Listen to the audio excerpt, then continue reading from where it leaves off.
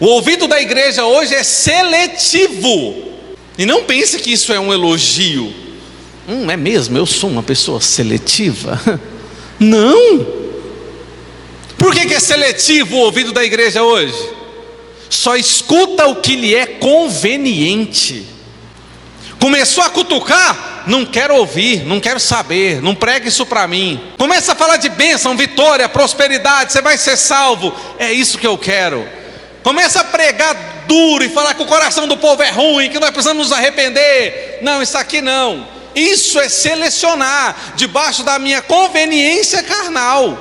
Sabe por que a igreja hoje está em perigo? Porque quando palavra de verdade é pregada, me incomoda. E quando me incomoda, eu seleciono não escutar. É como se Deus não falasse comigo, porque eu só escuto o que eu quero. E eu tenho um conselho para você hoje: ame ser corrigido pela palavra de Deus. O Jesus começou a pregar o quê? Arrependei-vos. Ou seja, deixem de ser quem vocês são e assumam uma nova postura. Arrepende-se. Arrepende. Eu olhar para mim e falar: eu estou arrependido do que eu sou, do que eu falo, do que eu penso, do que eu visto, da maneira como eu me porto, da maneira como eu trato pessoas, da maneira como eu congrego. Eu me arrependo. A minha vida, ela é digna de ter um arrependimento do alto da lista até o final. Um dos problemas da igreja de hoje é que o povo acha que não precisa de arrependimento, porque já é um crente muito bom. E eu estou aqui como ministro do evangelho para falar para você: você não é. Eu que prego aqui não sou, imagina. Aí eu falo isso é para dar depressão em vocês? Não. Para você acordar amanhã e falar: hoje eu vou ser um pouquinho melhor. Tem sempre uma palavra que sai da minha boca que eu posso corrigir. Tem sempre um pensamento que eu posso bloquear. Tem sempre um sentimento que eu posso excluir. E esses são os ajustes. Estou me arrependendo de quem estou me tornando para ser uma pessoa melhor todos os dias. Deus, eu me arrependo da preguiça que eu sinto, da raiva que eu sinto. Eu me arrependo toda vez que eu reclamar a Deus do dinheiro que eu não tenho. Eu me arrependo. Quem reclama aí do dinheiro que não tem? Fala: não tem dinheiro. Quem reclama aí de vez em quando? Fala: não tem dinheiro. Nossa, eu nunca tenho dinheiro. Quem fala isso de vez em quando? Você, irmã, que vai lá na hora do culto e abre o guarda-roupa e fala: eu não tenho roupa para ir para a igreja. Arrepende-te. Quando Jesus iniciou aqui esse maravilhoso ministério e começou a brilhar sobre as pessoas, de fato exercendo o ministério, antes de chegar nesse ponto aqui de brilhar sobre as pessoas com a palavra de arrependimento, ele passou por um processo que eu vou explicar para você rapidamente aqui, a gente vai encerrar. Antes dele mesmo pregar arrependimento, ele foi provado. Jesus passou pela tentação. Então foi conduzido Jesus pelo Espírito ao deserto para ser tentado pelo diabo. E tendo jejuado 40 dias e 40 noites, ele teve fome. Chegando-se a ele, o tentador disse: se tu és o Filho de Deus, manda-te que essas pedras se tornem em pães. Jesus jejuou 40 dias e 40 noites. 40 dias de jejum. E ele suportou no deserto 40 dias em jejum. Enquanto estava em maneira natural fragilizado, foi provado. E sempre na visão de Deus, quando vem uma aprovação, é que eu possa vencer e ser aprovado, aperfeiçoado por ela. Jesus, como é um exemplo a ser seguido, teve que passar por todos os processos. Então ele foi tentado. Logo eu e você, nós seremos tentados também. E o tentador falou para ele assim: se tu és o Filho de Deus, manda-te que essas pedras se tornem em pães. Hoje a gente lê e prega sobre isso e parece que foi assim, uma moleza para Jesus. Ele estava 40 dias sem comer. Para você sentir fome extrema, você fica quanto tempo sem comer? Tem gente aqui pensando: se o senhor não acabar logo, eu já desmaio. E comeu 5 horas. Ele está com fome, 40 dias de jejum. Chega o diabo e fala o quê? Transforma a pedra em pão. E sabe o que era o mais genial? Ele podia fazer. Se é eu ou você ali, com poder para fazer a pedra virar pão, o que você faria? Olha a minha natureza aparecendo aí, ó. Transformava, só para mostrar para o diabo que eu podia. Eu preciso arrepender ou não preciso? O Jesus não. Sabe por quê? Ele queria ensinar para a gente o seguinte: não se apegue a necessidades imediatas. Às vezes eu quero uma coisa ali, é totalmente temporário o que eu quero, mas eu não vou sucumbir a sentimentos de imediatismo. Então ele fala o quê? Ele, porém, respondendo, disse: está escrito, nem só de pão viverá o homem, mas de toda palavra que sai da boca de Deus. Está ensinando para mim e para você: eu quero me livrar, pastor, de ficar sentado em trevas, eu quero me arrepender. Então quais são os processos que eu posso seguir? Eu vou me alimentar da palavra de Deus, e vou aprender a liderar os meus impulsos. O diabo citando a Bíblia para Jesus, o verbo vivo, mostra para mim e para você o quanto Satanás é sagaz, ousado, atrevido. Ele sabia que Jesus era a viva palavra de Deus, mas não se intimidou em citar a Bíblia para Jesus. Não está escrito lá que você pode pular daí, que os anjos vão estar te segurando pelas mãos, te protegendo? Então pula, deixa eu ver. E aí o Jesus respondeu: mas também está escrito, não tentarás o Senhor teu Deus. Porque o diabo estava usando um texto fora de contexto, com a intenção de confundir. Mas Jesus conhecia a palavra toda. Como é que eu me assento em trevas e a luz de Cristo às vezes não brilha sobre mim?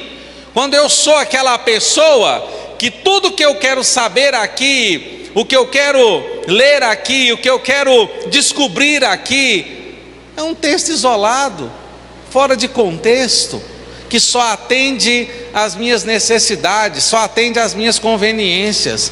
A maioria de nós aqui hoje não entende porcaria nenhuma de Bíblia. Nada de Bíblia, nada de Bíblia, nada de Bíblia.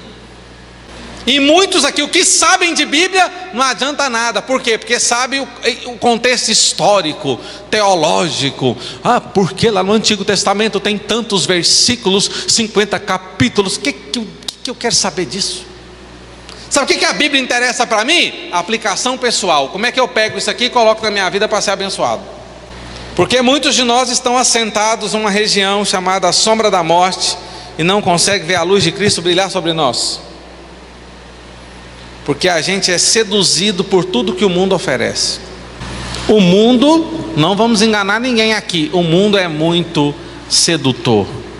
E fora da igreja tem um monte de coisa legal para fazer. Ser crente é muito difícil. O diabo mostrou para Jesus toda a glória, tudo de bom e do melhor, a glória do mundo. E como o diabo usurpou de Adão o domínio, ele podia oferecer a quem quisesse. E ele falou: se você me adorar, é seu. Vai-te, Satanás, porque está escrito: ao Senhor teu Deus adorarás e só a Ele servirás. Jesus sabia muito bem do seu propósito, sabia muito bem da sua missão, e embora estivesse em um momento de fragilidade natural, tinha contexto de escrituras para se defender e atacar em uma esfera espiritual. Coisa que falta para mim e para você. Ele mandou o diabo: vai-te, Satanás, e o diabo foi embora. E os anjos o serviram. A hora de eu receber aquilo que eu quero chega, mas não vai chegar pela mão do diabo, vai chegar pela mão de Deus, em nome de Jesus. Jesus venceu a carne, ele venceu o diabo.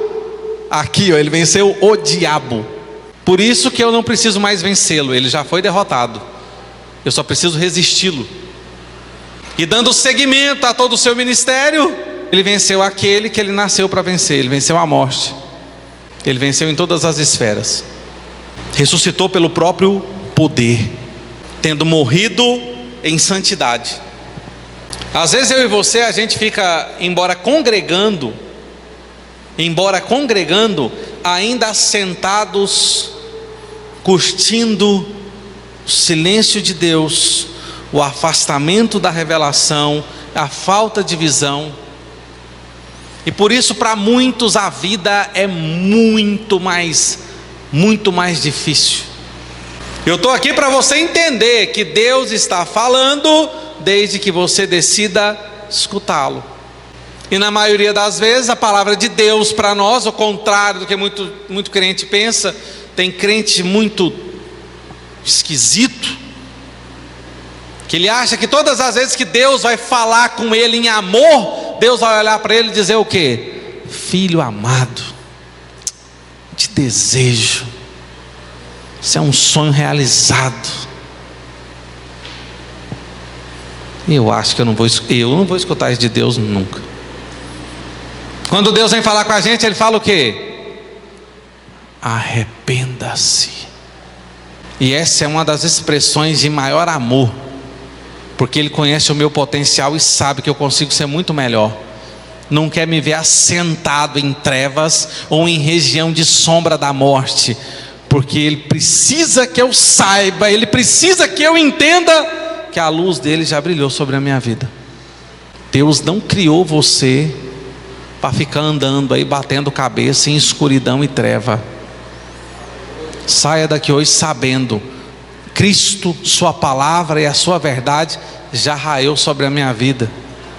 Eu ando de dia, eu ando na luz do Senhor. Tem que ter coragem, tem que ter caráter para assumir isso que eu vou dizer. Tem gente que se reconhece nessa posição. Eu falei, eu estou assentado em sombra de morte, estou parado em escuridão, tentando tatear as coisas para enxergar o que está acontecendo comigo, para perceber o que está acontecendo comigo. Não enxergo, tento apalpar para ter uma leve percepção de como eu estou vivendo. Isso acontece por vários motivos: esfriamento espiritual, falta de fé, excesso de lutas. Tem gente que luta e cansa, e aí desiste, abre mão. Tem gente que pensa assim, ó, Deus não fala mais comigo, e Deus está dando um recado para você aqui hoje. Eu falo sim. Você me escuta?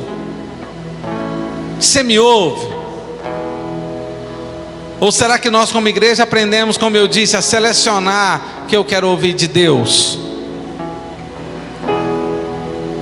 O importante é você sair daqui essa noite com essa mensagem: aqueles que estavam em trevas, brilhou-se uma grande luz.